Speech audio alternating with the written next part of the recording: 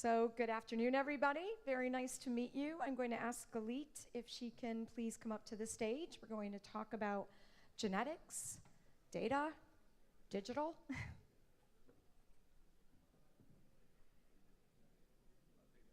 you.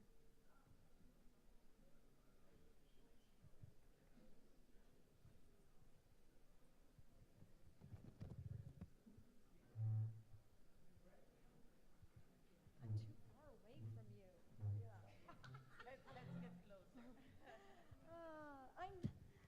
I'm very excited about this. I actually myself have a very extensive background in healthcare and personal care. One of the consistent themes that I've heard today is data. I would actually challenge to say data is the new currency. I want to go that data will buy oil soon. So one of the things that we can see is how things are flowing in healthcare, and the next topic is genetics and digital genetics. So welcome, Galit.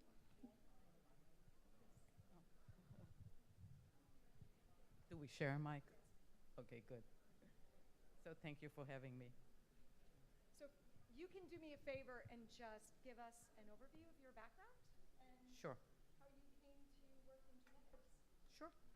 So I was involved, oh, here's another mic. I was involved in a few startups in Israel, medical device startups, and when my brother, who's a security expert, and his partner, who's a genetics expert from Israel, have created DNAtix, and they approached me. It was the natural fit, and I was always interested in preventive medicine, so here I am. Wonderful, wonderful. So speaking of genetics, what are some of the main advances that have fueled the digital genome revolution in recent years? I think the reason we see so many people are getting sequenced is, first of all, costs.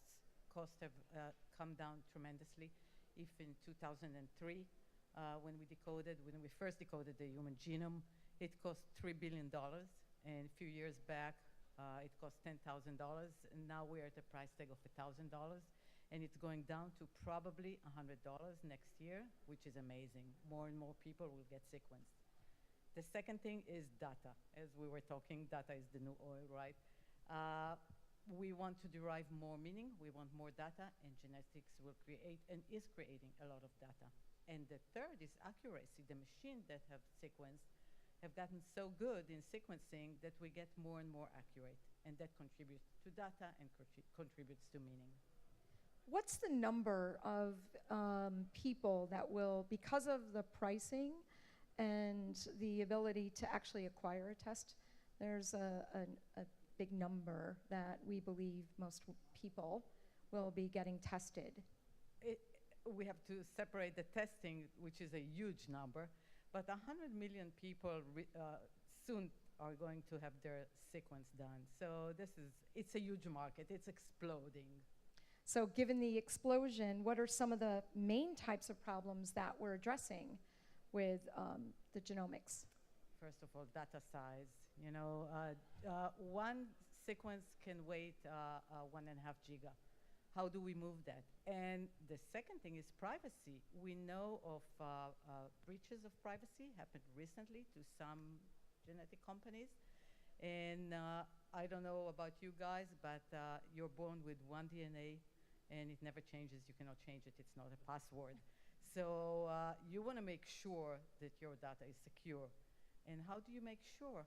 If it's a centralized place to hold all the data, it can be breached. And we know of some companies that are selling the data on the back end to pharmaceuticals. Do you want to sell your data?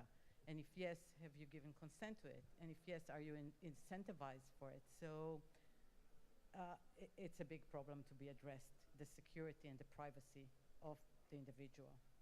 Yes, and especially for our DNA. I don't know about you, but I don't want my information getting out to anybody. Some of the things that we're seeing and hearing is that we can actually today take a test and be matched with our life partner. And eventually we will see where our DNA can be used to actually go through the register and buy product. So it's very interesting times. So let's get to your infrastructure. And we talked about privacy and security. So blockchain. So why blockchain? Yeah, well, we chose blockchain as a technology. Many people know blockchain is related to cryptocurrency, but that's not the case here. We are using it as a technology because what blockchain does, it really enables decentralization and verification. Therefore, with blockchain, we hold the data in many different places and identical copies. So if one gets corrupted or one is get hacked, we still have those copies to verify the information. And we all want to make sure that our DNA stays immutable. Therefore, if you get tested and you have 3 billion letters, just imagine a hacker going in and changing one letter. Every test you run further in the future wouldn't be correct. So that's really important, immutability, security. And the other thing, which is our great product, is anonymity. By using blockchain, we are offering complete anonymity. We're being able to separate the payer from his information, from his data, which is huge. Yes, very huge. So speaking about the people, who are the users that DNAtix is working with? Who are your clients? So we build an ecosystem where, first of all, it's the individual themselves, the person that gets tested. And we are all for putting the individual in the center stage because it's their test and they need to be in control of their data. So that's one user. Then there is the service providers such as the sequencing laboratories, the hospitals, the physicians, the genetic counselors. They all participate in the ecosystem. So we're building this ecosystem so everybody can communicate and everybody can serve everybody. It's like a big circle of transferring information in a secure way. Excitement. Yeah, Yes. very much. Yes. So what makes you special? We talked about, there's a couple of other companies I think that everybody knows about. So 23andMe, some others that are mainstream. What makes you different? What makes you special against some of the other direct-to-consumer products that are out there? I think that first of all using blockchain, but there are some that are using blockchain recently, but we don't want to say special. We want to say that we're building the highway. We build an infrastructure.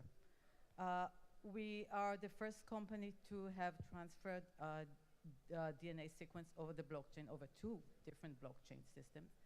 And we are enabling all the players in this system to be able to transfer information, genetic information from point A to point B in a very secure and efficient way. So this is really special. This has never been offered before.